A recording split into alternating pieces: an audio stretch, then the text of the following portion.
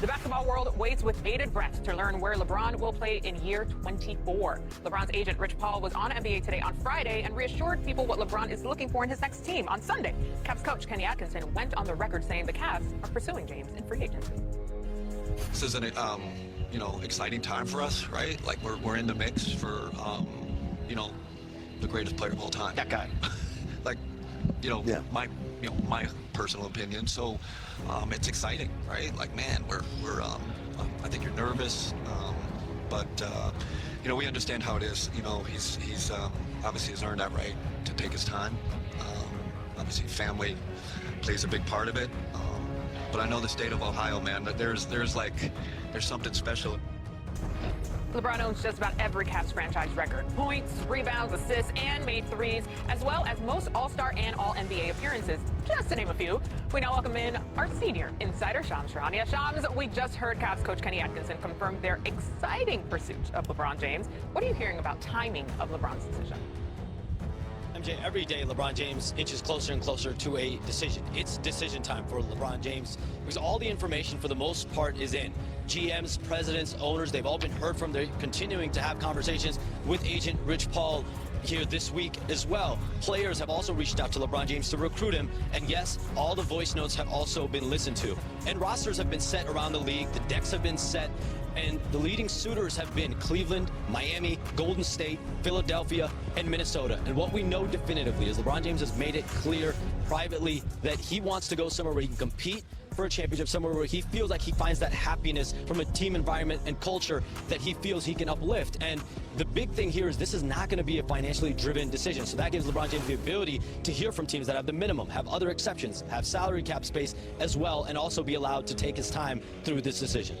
All right, Shams, thanks for that update. Don't go too far. We're going to check in with you a little later. Now, LeBron is still putting up numbers as last season he was one of just 4 players to average 25 and 5 on 50% shooting, joining Giannis, Jokic, and Şengün. Earlier today, Austin Reeves talked about LeBron leaving the Lakers. I don't know if I've honestly processed it yet. I mean, I kind of was thinking about it last night when I got here. Starting a season without, him being on the team is going to be different for me. That's kind of all I've ever known is him being around, joking around, acting like he's 15. But, that's his decision. And, like I said, in Tahoe and anytime I'm talking about it, I've got nothing but love and respect for him. And, let's play some golf soon. Not golf. All right, here in the studio with Tim McMahon and, of course, Big Perk. Kendrick Perkins joining us now. Perk, it has been about 2 weeks since LeBron and the Lakers parted ways. So, all things considered, where is the best option for LeBron? Back home, and I think he already knows that. I think he's embracing this moment to just feel love, right? Get all the calls, get all the text messages so he can continue to feel love and appreciate it. But I'm pretty sure that LeBron James and Rich Paul both know where they're headed. And in my opinion, it's, to this point, the best place is Cleveland. I mean, they have all their pieces still intact. When you think about this team, yes, they fell short. Yes, there was a disappointment in the conference finals the way that they went out. But you add LeBron to that roster, he's going to impact Donovan Mitchell. He can impact James Harden. He definitely could impact Kenny Atkinson. And by the way, if they do want to seal a deal and get LeBron to Cleveland, can we please pause with Kenny Atkinson doing any interviews? Don't want to scare him off. Don't want to scare him off by saying the wrong thing. So pause with Kenny Atkinson, and I'm pretty sure LeBron wants to head back to the crib. Perk said be cool. All right. Tim, what do you want the outcome to be for LeBron? Listen, I want the storyline of him going home again. It started in Cleveland for him. It's only right that it ends in Cleveland. It would be weird to see him put on a uniform that he's never put on before to end his career. But this is the storybook ending. And I do think storyline matters. He's had a film crew following him around. That's going to continue this year. There will be a documentary. The storyline matters. Now, just like if I'm playing NBA 2K, what do I want to see? I'd like to see him in a Denver Nuggets uniform playing with Nikola Jokic. I think that would be fascinating to kind of turbo boost another contender in the Western Conference. But as much as it pains me to agree with Perk, coming home for the 3rd time, finishing it where it started, that's what makes the most sense if I had a vote, which clearly I do not. Who does at this point? Wait, Perk, I heard you react there a little bit to the Denver possibility there. Yeah, I'm not mad at. I wouldn't be mad at that. I mean, LeBron and Jokic, definitely puts them back in the thick of things. If they could get him with OKC and the Spurs. But again, to me, it's just the writing's on the wall that he's probably going to be heading back to Cleveland.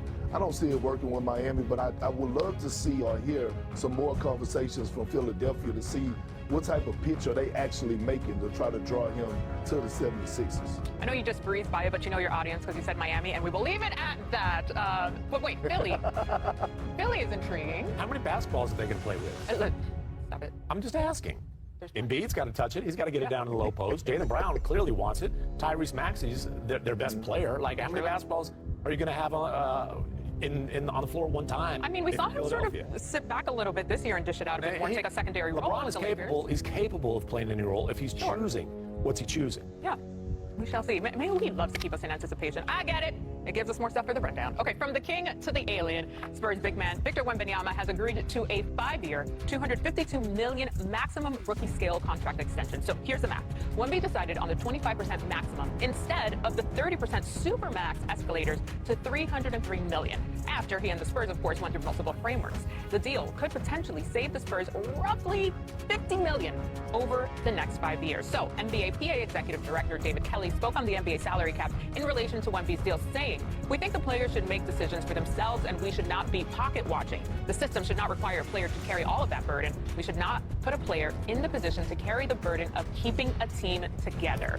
So Wemby's new contract has the NBA buzzing, of course, and it could have huge ramifications around the league. Big perk.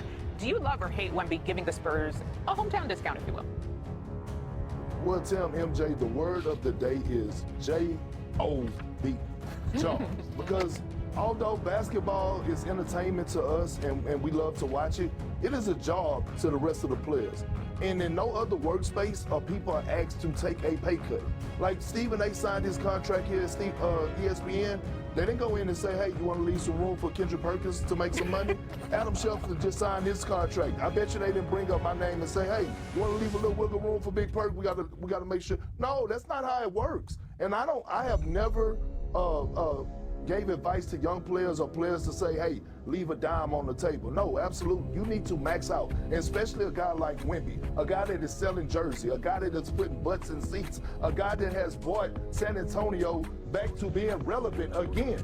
And so when you think about what he is doing and has done already for this franchise, I think it is a bad decision. I think because when you look forward, now all of a sudden you're setting the example in that locker room.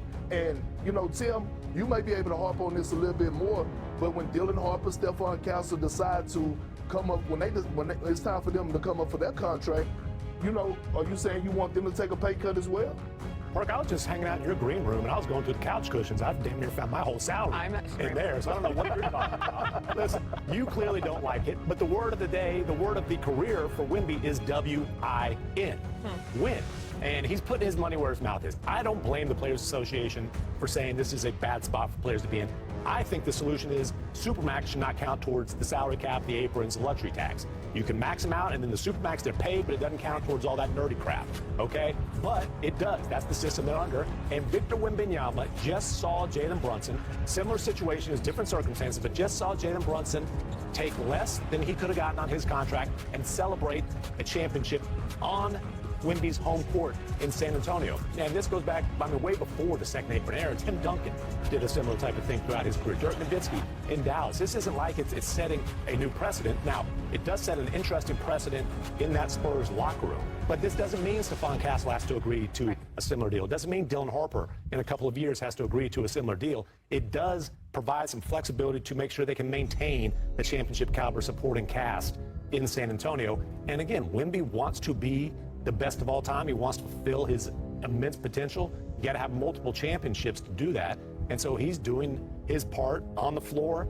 and, you know, on the payroll to position the Spurs to do that. I'm inclined with Perk's mind frame because